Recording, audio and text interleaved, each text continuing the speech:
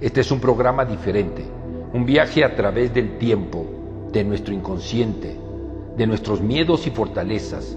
Es el momento de resolver lo que tenemos pendiente en nuestra vida. Sígueme. Vamos a hacer realidad nuestros sueños. Viajemos al lugar donde todo es posible. Juntos lo vamos a lograr. No hay opción.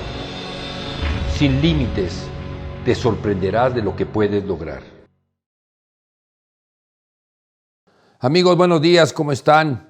Aquí nuevamente en nuestro programa Sin Límites en Orbe Network. Mi nombre es Jaime Delgado Orea y hoy vamos a continuar hablando sobre lo que hablamos la semana pasada. Ustedes recordarán que estuve hablando sobre lo que sucedió con el Dalai Lama y todas las cosas que van coincidiendo y que de repente, sin que yo tuviera ninguna relación con nadie, pues, al primer día ya estaba yo organizando todo el evento ecuménico en la Catedral de México. Estuve en un evento donde estaban los líderes budistas y yo también. Estuve en otro evento con el Dalai Lama y estuve en una iniciación que le dio solamente a 7 mexicanos.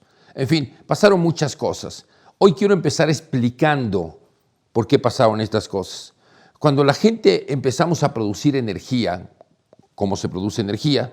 Nosotros hacemos algo que se llama Qigong, Qigong dimensional. Este Qigong, bueno, Qi significa Qi, Kung significa energía. Qigong es el manejo correcto de la energía.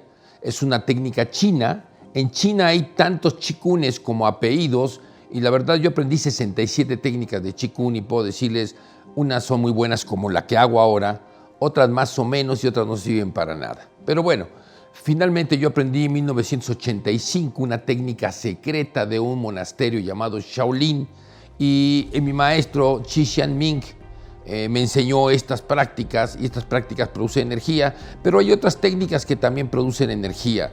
No creo que tanto como esta, yo sé alrededor de 1,600, 1,500 técnicas de relajación, de meditación, de concentración, etcétera, para el trabajo de la energía y el trabajo de la mente.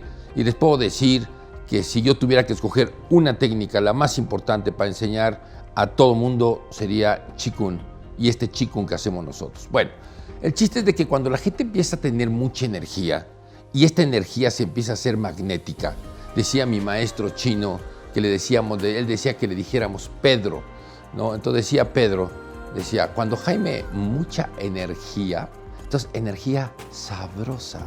Usted, Jaime, como panal, gente acerca porque energía sabrosa. Entonces practicábamos todos los días Qigong para tener una energía sabrosa y gente como panal acerca. Bueno, en aquel entonces mi objetivo era el mundo espiritual y yo estaba totalmente concentrado en cómo poder elevar mi nivel de evolución, cómo poder ser un hombre profundamente espiritual. A los 14 años había tenido una visión durante 7 días, en donde después de 7 días comprendía cuál era mi misión en esta vida y en este planeta. Y descubro de que mi misión, como yo lo entendía en ese momento, era convertirme en un guía espiritual de México primero y después de muchos otros lugares del mundo. Y a partir de ese momento, todas las decisiones importantes que tomo en mi vida están relacionadas con convertirme en eso. Todo lo que estudio y lo que aprendo y mi obsesión en la lectura y mi obsesión en aprender y tomar cursos y aprender todos los procesos diferentes espirituales, no casarme con una sola línea, sino conocer lo más que se podía, era precisamente eso. El poder convertirme un día en guía espiritual de mi país, de mi nación, de la gente, de ayudar, de servir, etc. Bueno, esta energía finalmente es una energía magnética que en ese momento, estamos hablando de 1993, 94, que ya les iré contando otras historias que van sucediendo durante estos años, es cuando esta energía atrae lo que era mi interés, y mi interés era espiritual, entonces atrae la relación con el Dalai Lama. Pero finalmente la energía atrae para que yo escuche al Dalai Lama en el coche cuando voy, para que mi corazón se acelere y sienta una emoción indescriptible, pero después voy a casa de Mary y en la casa de Mary que me den el boleto, que sí haya un boleto y que después empiece toda la historia que fui contando en el programa pasado, en donde voy explicando todas estas coincidencias, en donde voy viviendo cada vez más y más intensamente mi relación con el Dalai Lama hasta el final, antes de irse, que le hace una iniciación que solamente él podía hacer, y él le dice a los tibetanos que venían con él que escogieran a 7 mexicanos, y uno de ellos me llama, me invita y me hacen esa iniciación. Bueno, ¿por qué se da esto? La primera parte es la energía magnética que atraes. La energía, tus emociones producen una energía, tus pensamientos producen una energía. Y la práctica de Qigong lo que hace es te limpia tus miedos, te limpia tus emociones, tus enojos, tus tristezas, fortalece tu energía, tranquiliza tu mente. Entonces esto hace que tu energía sea cada vez más sabrosa, como diría Qi Xianming. Y esto empieza por esta energía sabrosa. Pero finalmente, si ustedes recuerdan la historia, soy una persona que trata de ayudar, y cuando oigo que Leti, la hija de Mary, no tiene cómo ir al Hotel Nikko, donde está su santidad el Dalai Lama, le digo, oye, yo te llevo. Y la llevo. Y después a Mary la ayudo a que entre. Y después a la otra hija de Mary, ayudo y la protejo a ella y a todos los tibetanos que todo el mundo los quería tocar. Mi búsqueda de ayudar, de servir, es lo que me va abriendo las puertas.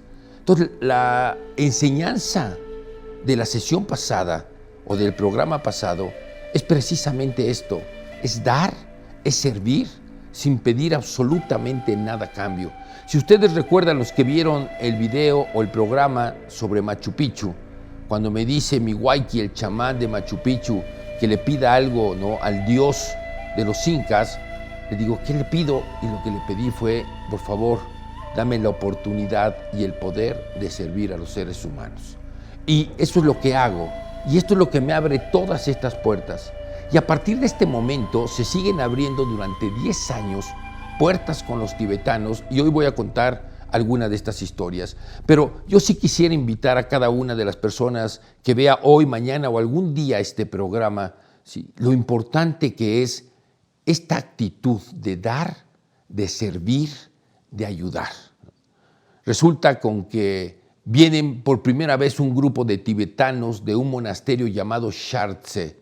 Este grupo lo traía a Casa Tíbet con Tony Karam y venían llegaron aquí como el 18, 19 de marzo de ese año, no recuerdo qué año era, y entonces los llevan a Teotihuacán. Y mi hermano Edgar, que en Europa lo conocen como Agustín, mi hermano Agustín y yo vamos, no me acuerdo si va mi hermana Sandra o alguien más de la familia, pero vamos con algunos alumnos y vamos a Teotihuacán, que ustedes saben, el 21 de marzo es un día sagrado para los mexicanos, y en todas las zonas arqueológicas, sobre todo en dos, Teotihuacán, que está en las afueras de la Ciudad de México, y Chichén Itzá, que está en Yucatán, sí, que es donde baja Kukulcán o el Quetzalcóatl, la serpiente emplumada. Son dos lugares donde el día 21 de marzo se llena de gente, miles y miles de personas. Bueno, pues ese día, sí, la gente, había por lo menos 10,000 personas en Teotihuacán, y por primera vez llegan estos tibetanos, estos monjes con sus túnicas azafranadas y anaranjadas, y de repente vamos subiendo, y yo era simplemente alguien que iba, y la gente se ponía loca porque querían tocarlos, querían arrancarles un pedazo de su túnica, porque para los mexicanos de alguna manera existía esta idea de que eran milagrosos, que sanaban, que hacían cosas fuera de lo común, y estar cerca de estos hombres santos pues te sanaba, y tener algo de ellos pues era algo maravilloso. Entonces llega un momento en que la gente está tan aborazada sobre los tibetanos, eran 9 tibetanos, que de repente junto con mi hermano Edgar empezamos a organizar a la misma gente para proteger a los tibetanos, y llegamos, yo me acuerdo que llegamos arriba, no hasta arriba, sino en medio, y empiezan los tibetanos a hacer sus cantos, no sé si los han escuchado, ¿sí?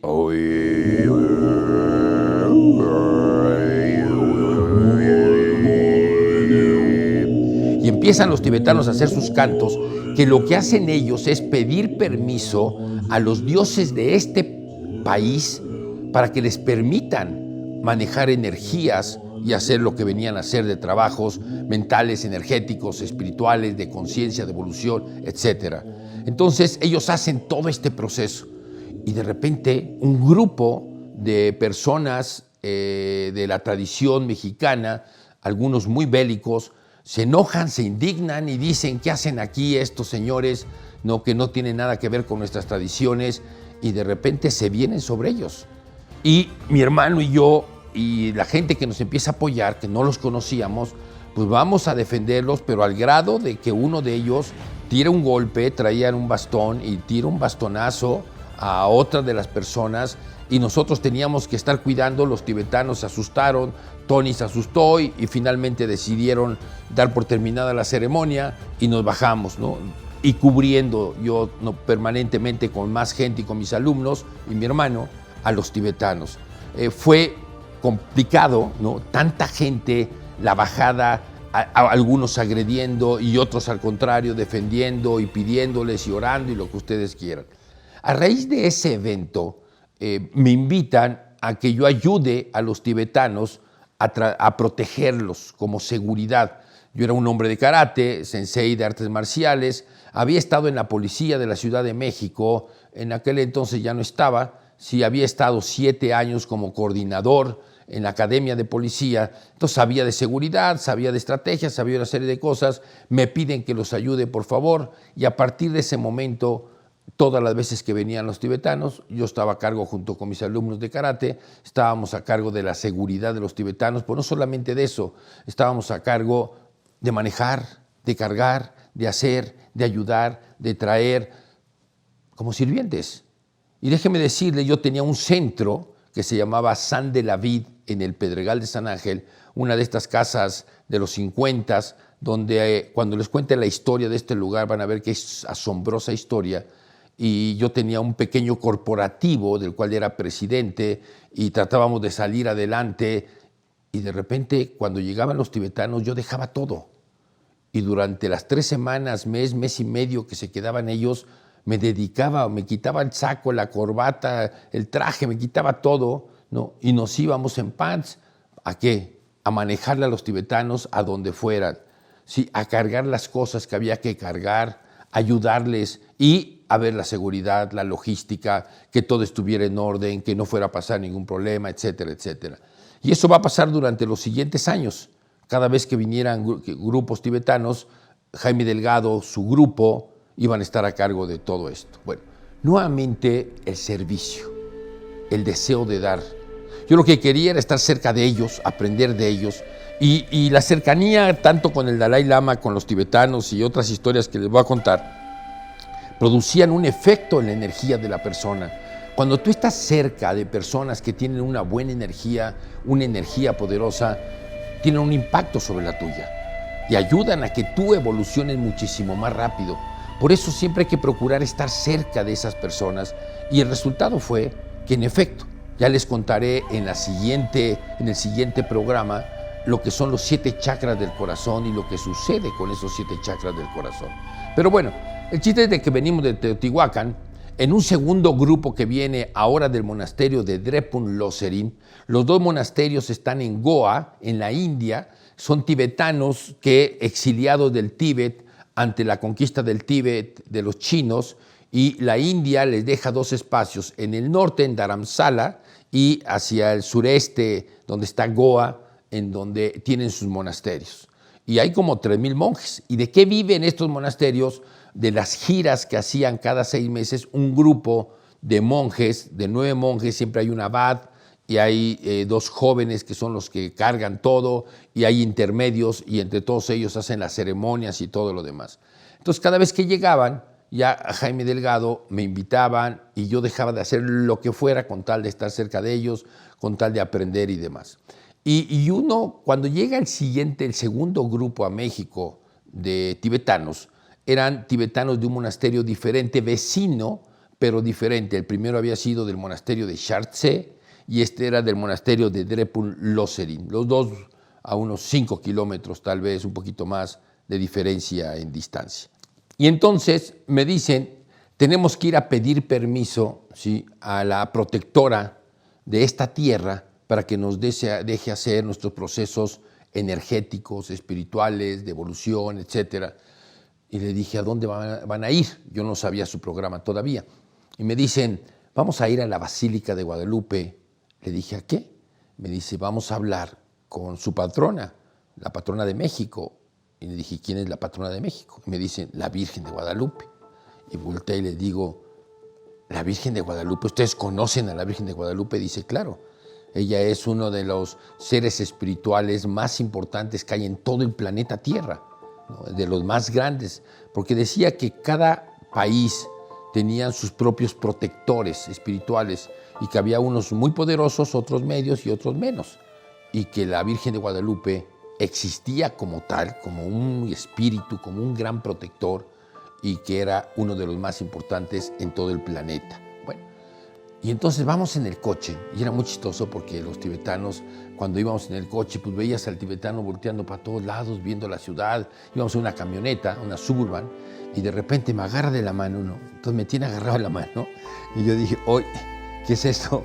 Y me empezaba a sobar así, y me veía y me sobaba la mano, y pues yo me sentía muy raro que un tibetano ahí me estuviera haciendo ahí, coqueteando la manita y toda la cosa, hasta que me acostumbré a que era parte de su costumbre, ¿no? Era parte de ellos, y de repente le digo, ¿puedo preguntarte algo? Me dice, sí, claro. Le digo, ¿vienen a hablar con la Virgen de Guadalupe? Y me dice, sí. ¿Existe la Virgen de Guadalupe? Y voltea, sonríe, dice, claro, es la patrona de México. Y platican así como estamos platicando tú y yo. Y me dice, sí. Y me quedo así, ¿hablan? Sí, ¿de qué hablan? Bueno, pues vamos a hablar sobre nuestro viaje y sobre México. Ok, no, yo diciendo, yo no entendía cómo era posible eso. Y bueno, llegan ahí, ¿no? Ya Tony Karam había pedido y Mary Sloan habían pedido permiso pues, para hacer esta ceremonia, y el monseñor que estaba a cargo de la Basílica de Guadalupe pues había autorizado. Entonces paran todos los tibetanos y empiezan, ¿no? Sus cantos. Y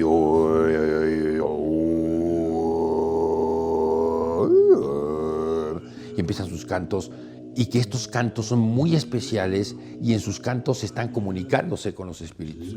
Pues termina la ceremonia después de 1 hora y palabras y lo que ustedes quieran, y nos vamos de regreso. Y otra vez me agarra el monje la manita, ¿no? Y me empieza a sobar la mano. Y yo no sé si ya me estaba gustando, pero bueno, yo me dejaba. Y entonces de repente le pregunto, oye, ¿y hablaron con la Virgen de Guadalupe? Y me dicen, sí. ¿Y qué les dijo? No, pues nos dijo que el día de su cumpleaños era el 12 de diciembre y que ese día venían millones y millones de campesinos de todo el país, ¿no? A festejar su cumpleaños, y que eran sus hijos preferidos, los campesinos, que eran los que más la querían y oraban por ella y demás. Y yo me quedaba así, y me empieza a platicar cosas de México, del dolor, de la tristeza, de la pobreza y cosas así, que yo decía, bueno, ¿no? O sea, existe la Virgen de Guadalupe. Bueno, los tibetanos son seres muy especiales. ¿Por qué? Porque desde niños los van preparando mentalmente para desarrollar el hemisferio cerebral derecho. Ellos no tienen límites en el cerebro derecho, pero también desarrollan el izquierdo. Por ejemplo, un día, cuando los tibetanos, porque años después los tibetanos ya llegaban a mi casa, a donde tenía yo el centro, en el Pedregal de San Ángel de la Ciudad de México, y se quedaban ahí, pero no 3 semanas, se quedaban hasta 3 meses, llegaron a quedarse. Estaban tan contentos, tan felices que no se iban. Iban, tenían eventos y una serie de cosas, ¿no? Pero recuerdo que un día estaba haciendo yo Qigong, pero estaba haciendo un Qigong avanzado, que le decimos Qigong 3, y tiene 160 y tantos movimientos. Y de repente veo, yo estaba empezando el Qigong cuando baja uno de los tibetanos, de los de nivel intermedio, hagan de cuenta como nivel de licenciatura, ¿sí? Y entonces se me queda viendo, y bueno, pues yo sigo mi práctica, yo ya había empezado y yo sigo mi práctica, y él se queda los 45, 50 minutos que dura la práctica, él se queda observando. Cuando termino, me acerco a él, lo saludo, y me dice, qué bonita práctica, produce mucha energía. Le dije, qué bueno que te guste, y me dice, ¿de dónde la aprendiste? Le digo, de China. Dice, muy bonita práctica, la voy a practicar todos los días. Y entonces le digo, ¿quieres que te la enseñe? Me dijo, no, ya me la sé. ¿Ya la sabías? Me dice, no, la acabo de aprender. Dije, no, no es posible. No te puedes aprender 162 movimientos, ¿sí? Nada más con verlos. Sí, dice, lo acabo de aprender. ¿De verdad? Sí. hazla. ¿Ok? Y de repente así rapidito, pum, pum, pum, pum, hizo toda el Qigong 3, todo completo sin un solo error. ¿Cómo podía ser posible eso? Mi maestro había dicho, no, bueno, eso decía, de que yo había sido su alumno más avanzado porque había aprendido todo el Qigong 3 en 3 sesiones de 1 hora cada sesión. Y él en 40 minutos se lo había aprendido. ¿Cómo era posible? Bueno, porque los tibetanos tienen una formación mental muy fuerte. A la hora de que ellos trabajan en sus cantos y trabajan en su respiración, entran en estado de vacío. Hay 7 niveles de vacío o de concentración. Entonces entran en estado de vacío y cada vez son más profundos estos estados de vacío. Y cuando tienes este estado de vacío y de foco y de concentración, tu capacidad de aprendizaje es tremendo. Por ejemplo, cuando hacen un examen para un Geishela, que viene a ser como una maestría o como un doctorado, ¿sí? Después les ponen hagan de cuenta un pizarrón lleno de iconos diferentes, ¿no? Y entonces del examen le dicen tal icono, ok, entonces es un tema, los iconos representan un tema. Y entonces dicen, ok, va a hablar sobre sabiduría. Entonces le dicen, ok, del libro de Avalokiteshvara, ¿sí? En la página 720, en el párrafo 2, ¿qué dice? Y contestan, del libro de Avalokiteshvara, del área de sabiduría, la página 120, párrafo 2, y te dicen, es esto, esto, esto. Y el examen dura todo el día y le están preguntando de diferentes iconos que están ahí y de diferentes libros, y de repente a ver en la página tal, en qué se parece esa página con qué otra página, o qué relación hay entre este libro y en qué páginas está y qué parte es, qué capítulo es, y te lo saben todo. Son horas y horas de examen para demostrar que verdaderamente tienen la información dentro de ellos y la comprenden. Bueno, ¿cómo le hacen para tener esta capacidad de aprendizaje tan puro? Su capacidad de estar vacíos, de que cuando ponen atención en estudiar o en leer o en concentrarse, es tal su concentración que ¡puc!, se les queda pegado. Esta es la capacidad de los monjes tibetanos. Bueno, otra historia que tengo con ellos es que un día acabamos de ir a recoger a un grupo, también era de Chartse, del monasterio de Chartse. Los acabamos de ir a recoger y de repente de regreso, ¿sí? Yo me bajo alguna cosa, yo estaba manejando una camioneta, habíamos ido no sé si en 2 o en 3 camionetas, yo me bajo, entro a la cocina a dejar alguna cosa y cuando salgo veo a un viejito, o sea, los grupos siempre eran de 9 y venía un abad. Ese abad normalmente era alguien de más de 70 años o más de 80 años, era el que iba a estar a la cabeza del grupo. Entonces veo a ese hombre, ¿no?, de 70 y tantos años, 80 años, cargando dos bolsas de estas de las Army de Estados Unidos, que son como costales largos, así anchos, gordos. Bueno, venía cargando 2, ¿no?, bajando de la camioneta, y lo veo y corro hacia él, le digo, profesor, por favor, permítame, le ayudo. Y me dice, no, yo puedo. No, profesor, por favor, permíteme, déjeme, dámelo. Dice, bueno, ok, una. Y yo una. Bueno, pues ya, ok, me llevo una, él se quiere llevar otra. Y me deja la de su mano izquierda. Agarro yo, no, y de repente voy, camino, agarro la maleta así y la quiero levantar y no puedo. Tuve que agarrarla así y moverme de esta forma para cargar la maleta con las 2 manos en una época en que yo podía hacer sin ningún problema 100, 150 lagartijas seguidas, ¿no? 1000 abdominales diarias. O sea, era un atleta de alto rendimiento, corría la montaña y la bajaba todos los días. Y de repente no podía cargar eso. ¿Cómo era posible? Y entonces le pregunto al viejito, ¿no? Le digo, profesor, ¿por qué usted es tan fuerte? Y decía, energía. Porque le decía yo, ¿usted hace pesas? ¿No? Y se reía, decía, no, no hago pesas. Entonces había otro tibetano ahí, se reían los dos, y hacían así este movimiento. Entonces ellos estaban imaginando haciendo pesas y los dos se reían. Le digo, ¿usted hace lagartijas? Ellos le llaman, creo que flexiones. Y decía que no, y se reían los dos, y yo parecía como tonto. Le decía, entonces, profesor, ¿cómo es que es tan fuerte? Y se reía, decía, energía, ¿no? Y es todo lo que me decía, energía. Yo no entendía en ese momento. yo no podía, y era un joven, ¿no?, de 30 y tantos años, y no podía levantar una bolsa de estas, y él de 70 y tantos o de 80 años traía 2 caminando aquí, no así, aquí. Bueno, estos son los monjes tibetanos. Un día nos invitan, ¿no?, un día se organiza una ceremonia, porque ellos hacían algo que se llaman puyas, que iban a casas y hacían limpiezas de las casas y purificación de la gente y iniciaciones para la gente. Y otras veces hacían ceremonias, y entonces esto era en la capilla gótica que está junto al Teatro Helénico, en Avenida Revolución, en la Ciudad de México.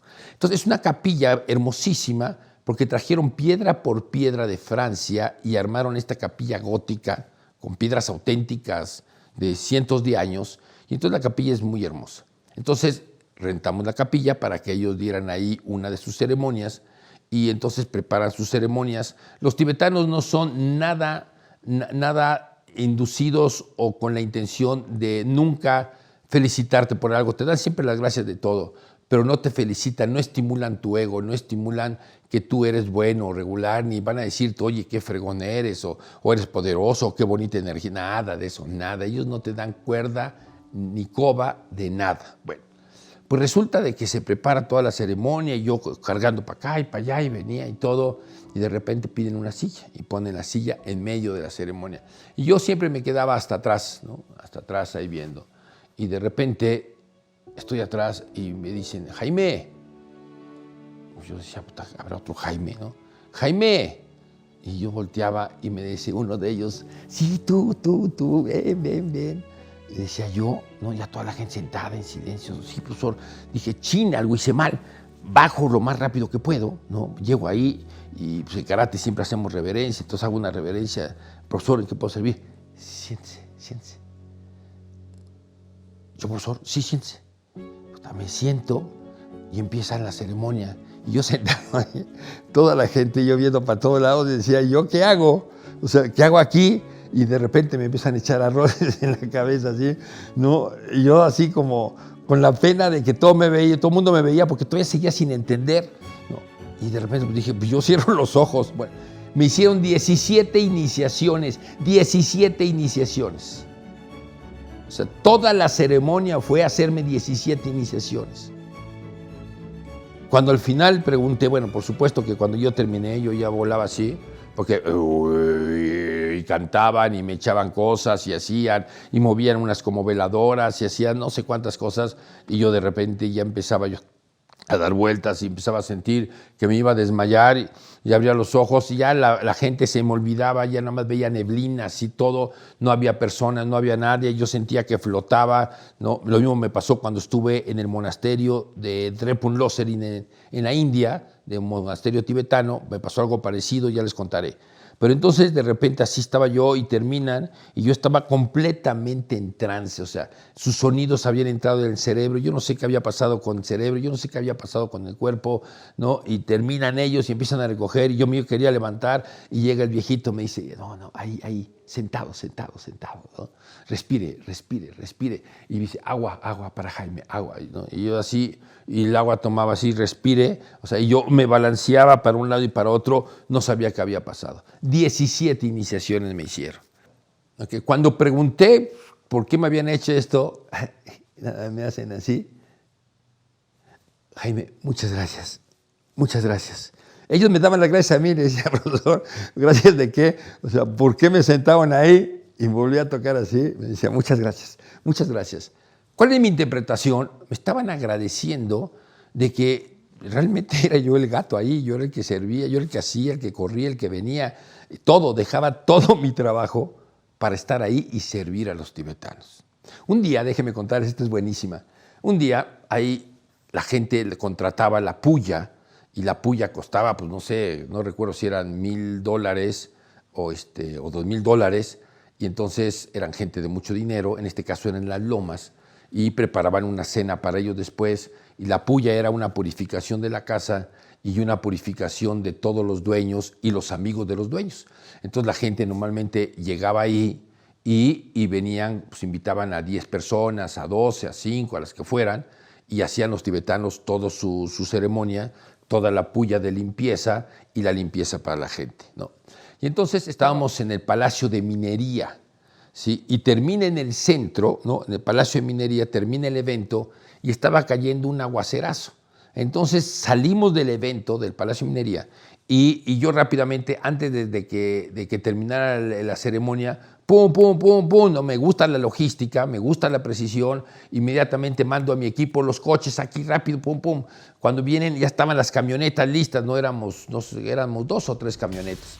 Entonces cuando está lloviendo salimos, ¿no? Inmediatamente están las camionetas y toda la demás gente, pues no, sus coches estaban en un estacionamiento o traían choferes y tenían que buscar a dónde estaban los choferes y demás. Venimos y era un diluvio, ¿no? Y el camino normal pues era agarrar Reforma, todo Reforma, hasta arriba de las lomas, que era donde estaba la casa. Pero uno de mis compañeros dice, Sensei, yo conozco una forma de llegar porque todo está inundado. Le dije, te seguimos. Y entonces nos vamos, las camionetas, nos vamos callejoneando por un lado, por otro, y salimos por este lado. Aquí estaba la casa, aquí estaba Reforma, y nosotros salimos y salimos, ¿sí? Con los tibetanos. Habían dejado a 2 tibetanos ahí preparando toda la puya, todo el altar y todas las cosas. Y entonces llegamos, ¿no? Y llegaba yo y creo que éramos 6 los que venían conmigo, porque éramos 3 camionetas, y llegamos ahí, y profesor, y les ayudamos a cargar todo y bajamos todo, y de repente pues, no llegaban los dueños de la casa y no llegaban los invitados, y yo estaba así, y el profesor y el abad, ¿no? El viejito, se sienta, organiza a la gente, a todos se ponen, y de repente me llaman, Jaime, y llegaba yo, sí, profesor, dígame. Y me decía, siéntese aquí. Y sus amigos también, todos, siéntense aquí. Y dice, vamos a empezar. Yo, no ha llegado la gente, no han llegado los dueños de la casa. No van a llegar. Decía, esta puya es para ustedes. Y se reía. Y yo decía, ¿cómo que no van a llegar? Si es su casa y ellos ya pagaron pues $1,000 o $2,000 por la famosa puya. Entonces agarra y dice, no se preocupe, no van a llegar. Ellos llegan cuando termine. Y de repente se avientan 1 hora y media, siéndonos a mis alumnos que estaban conmigo de choferes, ni a mí, ¿no? Estaba David, estaba Juanito, estaba mi hermano Edgar, estaba mi hermano Pablo, y un grupo de alumnos, ¿no?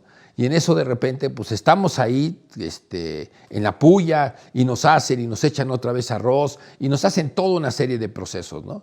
Y terminan, y después de 1 hora, terminan, dice, bueno, ahora sí, gente va a llegar. Usted, por favor, quédense a cenar con nosotros.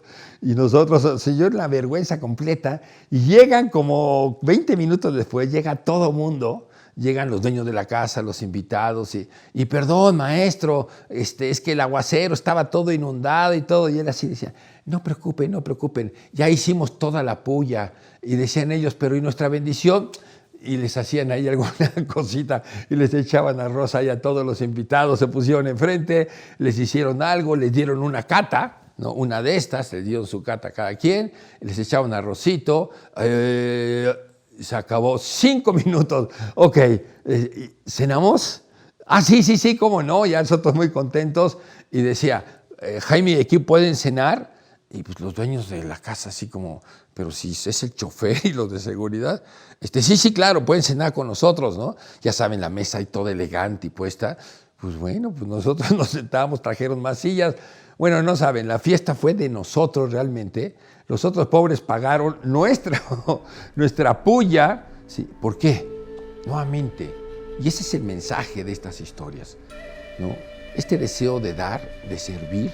Yo ahora tengo un grupo que se llama Energía y Poder, donde están mis alumnos más avanzados y estoy sorprendido por un grupo de alumnos novatos que ya se hicieron casi avanzados, ¿no? Todavía no, pero van muy bien y van trabajando. Y ustedes deberían de ver la disposición de toda la gente. Siempre apoyando, siempre dando, siempre viendo qué se necesita, siempre poniendo de su parte, de su tiempo, a veces de su dinero, en fin. Porque esa debe de ser nuestra filosofía. O sea, el mundo espiritual o el mundo mágico o el mundo de conciencia debe de ser congruente con nuestro comportamiento. 1, no venimos a ser perfectos. Nadie debe de tratar de ser perfecto, pero sí podemos servir y podemos ayudar de la manera más desinteresada que se pueda. Y el resultado de esto, en estas historias que les voy contando con los tibetanos, pues el resultado es que tanto mis alumnos, mis amigos como yo, vivimos con los tibetanos una cantidad de experiencias maravillosas. Los tibetanos finalmente se van, las últimas veces llegan a mi casa en este lugar que tenía en el centro que se llamaba San de la Vid, que estaba en el Pedregal de San Ángel, y era un lugar muy mágico, ya contaré su historia. Y llegaban y no se querían ir, se quedaban ahí. Y teníamos un tumbling y yo brincaba y les enseñaba mortales y bueno, ellos estaban felices saltando y jugando con nosotros y todo. Y hay una anécdota buenísimo en donde de repente ya llevaban, ¿cuánto tiempo llevarían? Como mes y medio viviendo ahí con nosotros, ¿no? Pero además yo me hacía cargo de los gastos, ¿eh? O sea, no crean que ellos pagaban ni nada. Porque déjenme decirles, la gente que los traía de repente abusaba.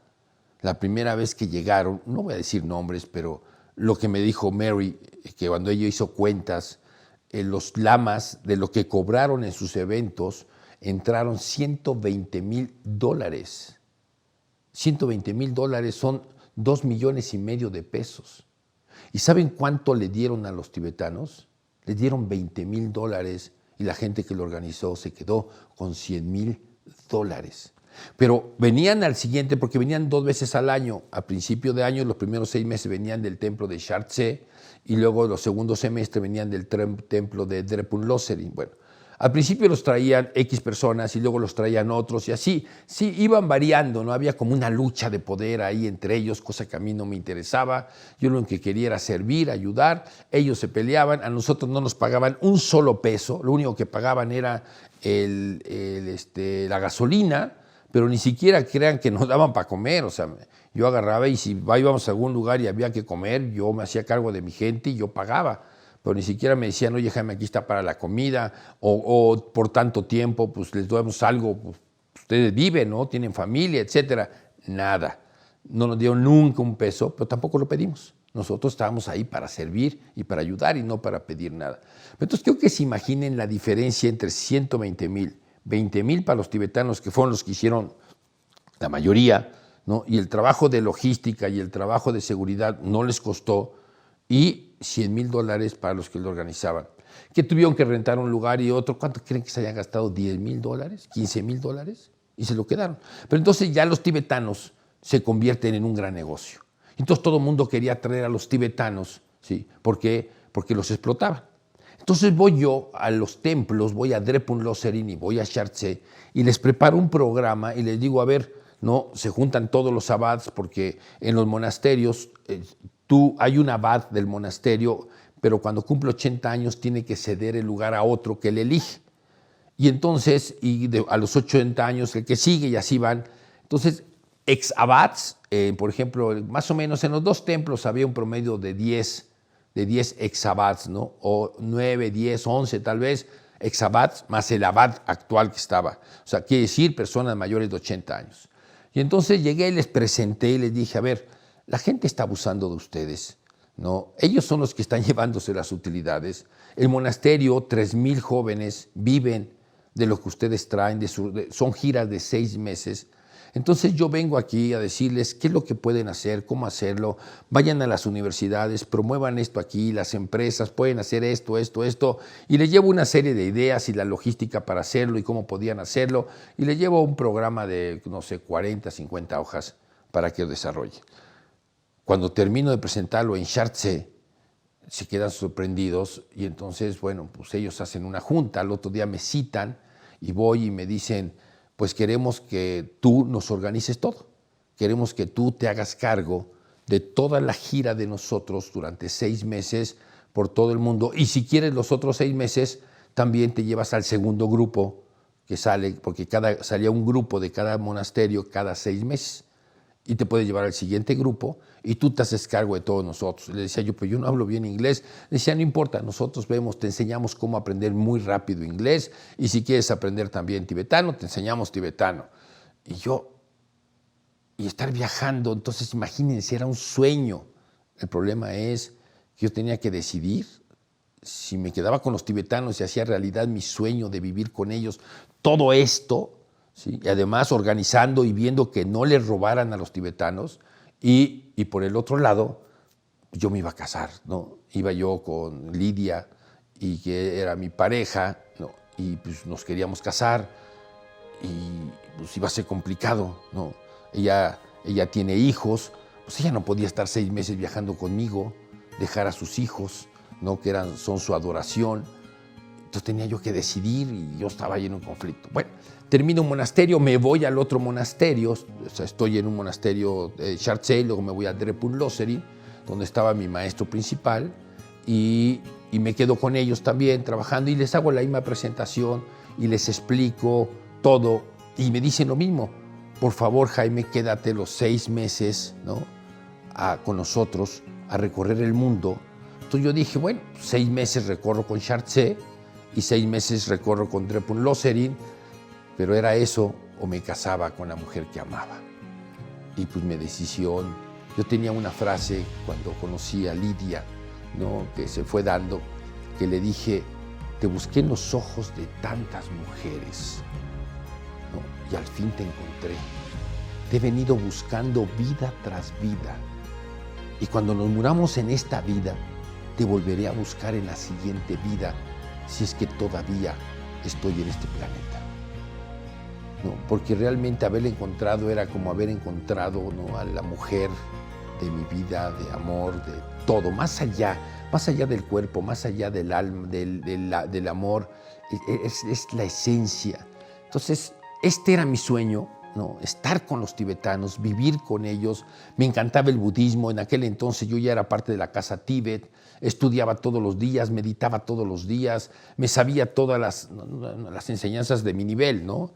Tony Karam es un excelente maestro. Aquellos que viven en la Ciudad de México y tienen posibilidad de ir a Casa Tíbet a aprender budismo, no pierdan esa oportunidad. No sé si todavía Tony siga dando clases, pero bueno, un maravilloso maestro.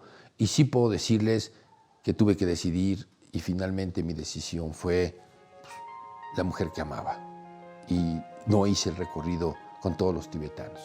Pero algo interesante es, cuando llegamos, bueno, los tibetanos siempre me invitaban: cuando vienen, finalmente vamos. Conocían a Lidia muy bien, y cuando llegamos a los monasterios, bueno, ustedes no saben, o sea, la comida, o sea, teníamos un cuarto, cómo nos trataron, pero cuando de repente llegamos, ¿no? Al otro día en la mañana, quiero que se imaginen un monasterio así ancho. Llegaban los monjes entrando, ¿no? Estamos hablando de las 5 de la mañana, 4 de la mañana, y entonces se sentaban espalda con espalda a ellos, ¿no? Y asientos como un pasillo, o sea, espalda con espalda, así, 2 hileras. Luego se hacía un pasillo y otra vez espalda con espalda, pero largo, no sé cuánto, no recuerdo, pero muy largo. Y otro, y a lo mejor había 4 o 5 así, ¿no? 4 o 5 pasillos. Entonces de repente, y había un altar ahí con todos los budas y con todo lo que había, y donde estaban los maestros y demás, y entonces empezaban los cantos, ¿no? Y, pero 3,000 monjes.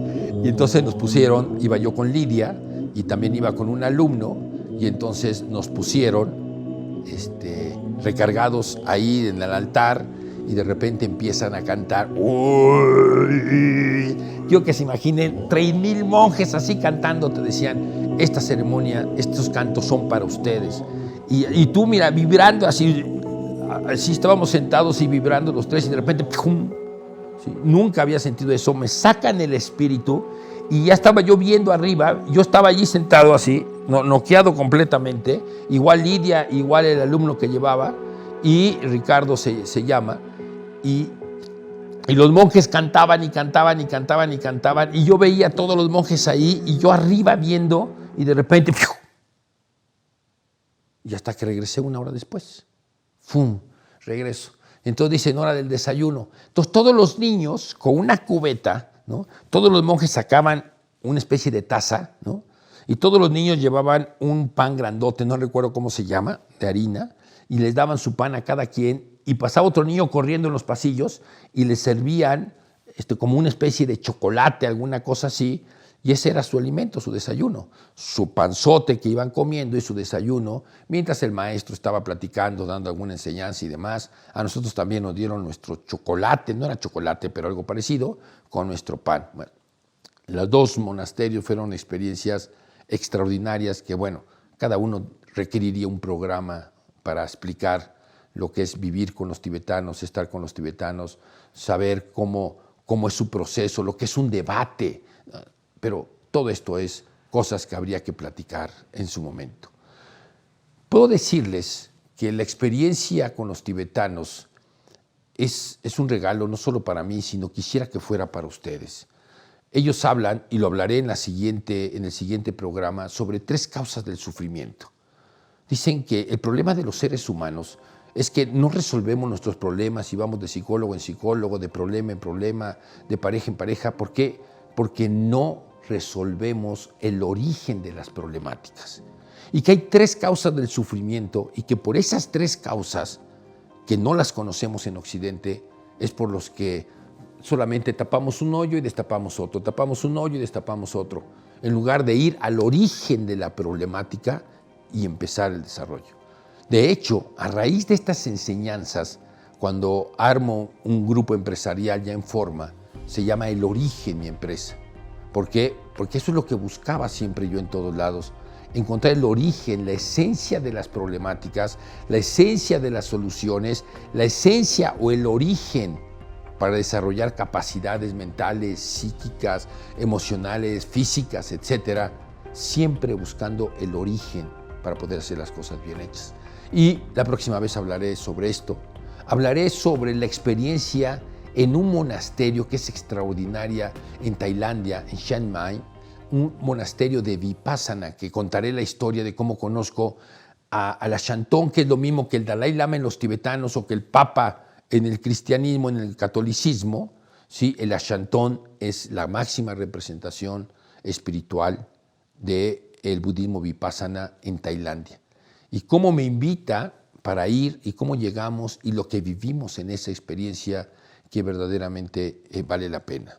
Amigos, pues yo quiero agradecerles y yo quiero invitarlos a que reflexionemos sobre estas historias.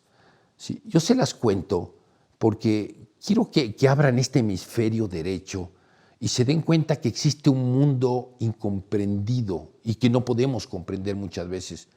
¿Por qué llegaban los tibetanos? ¿Por qué estaba yo con ellos? ¿Por qué terminaron en mi casa? ¿Por qué me hicieron las ceremonias? ¿Por qué a mis alumnos también? Ahora, les estoy hablando de lo que viví yo. Si estuvieran aquí varios de estos alumnos, les podríamos hablar de lo que vivieron ellos, ¿no? Por ejemplo, les iba a contar el caso de un joven, de estos jóvenes como de 19, 20 años, que tiene una infección en una muela, y una de mis alumnas que siempre estaban con los jóvenes, porque yo no sé qué le pasaba a las mujeres, que les encantaba coquetearle a los monjes. Estos pobres monjes en celibato, no acostumbrados a tratar a mujeres, y llegaban las mujeres y los abrazaban. Entonces los monjes se ponían muy nerviosos, y más si traían algún escote o una falda corta o alguna cosa de estas. Pero entonces de repente a uno de ellos tiene un problema dental, y una jovencita también, como de 20 y tantos años, que andaba con ellos y siempre estaba ahí, todos los días estaba en el centro ayudando y haciendo y demás.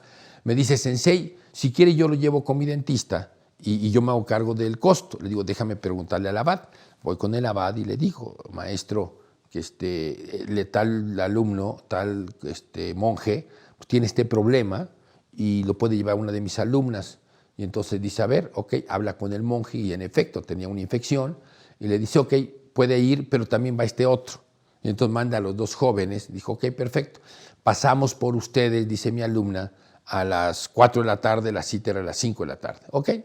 Y entonces viene mi alumna, pero entonces mi alumna viene con una amiga, y aquí los 2 monjecitos, entonces se van, la cita era a las 5 de la tarde, y llegaron a la 1 de la mañana. Yo diría que llegaron todos despeinados, pero como son pelones, pues no estaban despeinados. Lo que sí traían era una cara de felicidad y una sonrisa de oreja a oreja. Hasta donde sé, después del dentista se los llevaron a bailar. Y bueno, pues los monjes, quiero que se imaginen, ¿no?, en un antro, bailando los monjecitos. Yo no sé qué hacían, pero bueno, las niñas estas se los llevaron y los monjes regresaron felices, les pusieron una regañada tremenda, ¿no? Y ahí hubo una enseñanza para mí, porque al otro día el abad, después de que lo regañó, se acercó y me dijo: hermanito Jaime, quiero pedir una disculpa. Y le digo: ¿por qué, maestro? Y me dice: porque estos jóvenes llevan ya mucho tiempo fuera del monasterio, ¿no? y ya necesitan regresar. son muy jóvenes y entonces pues perdieron el control.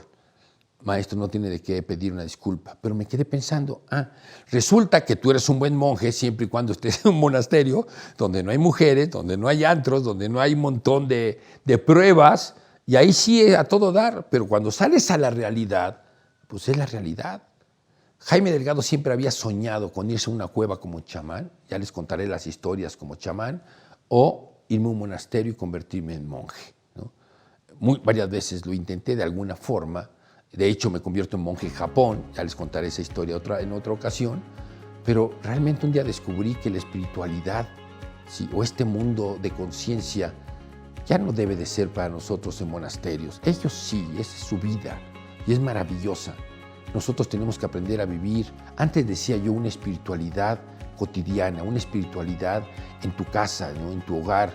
Yo decía, felicidades cuando llego a mi casa y a mi esposa le brillan los ojos cuando me ve. Eso es felicidad.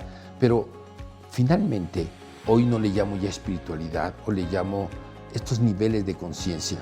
Y el nivel de conciencia tiene que ser realmente algo congruente entre toda esta gente que estudia algo de meditación, de espiritualidad, de filosofía, en diferentes religiones, y que su comportamiento no es ese. No hay un comportamiento de respeto hacia creencias diferentes, no hay un comportamiento de buen trato hacia la gente. Yo recuerdo cuando estaba en Israel, que de repente está la pared de los lamentos, y estábamos a 40 y tantos grados, y yo caminé enfrente y vi a uno de estos judíos tradicionales ortodoxos que traen sus caireles y vestidos de negro con su Biblia, y se movía así enfrente a la pared, y pasé, y luego de regreso como 1 hora y media después a esa temperatura, y seguía ahí él haciendo sus oraciones y leyendo la Biblia, y pasé, y de repente me di cuenta que había dejado una bolsa en una tienda hasta acá, me regreso corriendo otra vez acá, ¿no?, y regreso otra vez, y este monje y este hombre, ¿no?, de negro seguía haciendo sus oraciones, y yo pensaba, wow, qué espiritualidad. Y en eso, la última vez que vengo, unos niños están jugando y corriendo, y este hombre espiritual agarra la Biblia y los empieza a agarrar a bibliazo, sáquense de aquí, les empieza a gritar no sé qué cosa, y los niños cubriéndose así, gritando, jugando, y se van, ¿no?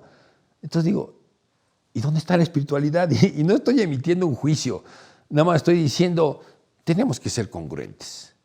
Tenemos que ser congruentes en nuestro trato. Y no vamos a ser perfectos, ni lo busquen. Yo lo busqué y es un fracaso. Simplemente demos lo mejor de nosotros y tratemos de ser congruentes en lo más que podamos en nuestra vida. Sobre todo en nuestra capacidad de dar, en nuestra capacidad de amar, ¿no?, en nuestra capacidad de esfuerzo y de lucha. Pues bien, mis amigos, yo quiero agradecerles este programa. El próximo programa, las historias son muy buenas y la enseñanza es maravillosa. Los veo el próximo lunes aquí en Orbe Network, en su programa Sin Límite. Mi nombre es Jaime Delgado Orea. Muchas gracias.